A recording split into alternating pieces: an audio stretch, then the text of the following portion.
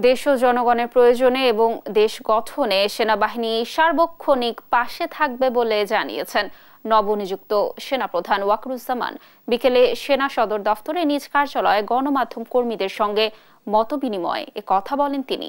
Myanmar প্রসঙ্গে তিনি জানান, দেশটির সাথে যোগাযোগ আছে। মিয়ানমার সেনাবাহিনী আক্রমণাত্মক কিছু করবে না বলে আশা তার। রোহিঙ্গা ইস্যু ছাড়া মিয়ানমারের সাথে বর্তমানে অন্য কোনো ইস্যু নেই বলেও জানান নতুন সেনাপ্রধান।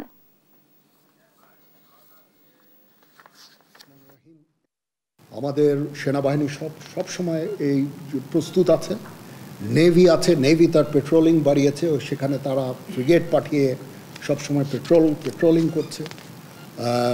বর্ডার গার্ডও প্রস্তুত আছে, যারা সেন্ট মার্টিনসে ডিপ্লয় থাকে সবসময়, এটা আগেও ছিল। বাট ইন ডুইং সো আমরা কোনো ধরনের প্রভোকেশন আমরা করি না।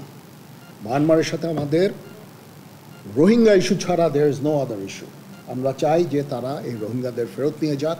তাছাড়া তাদের প্রতি আমাদের অন্য কোনো ধরনের বিদ্বেষ বা কোনো ধরনের সমস্যা আমি দেখি না।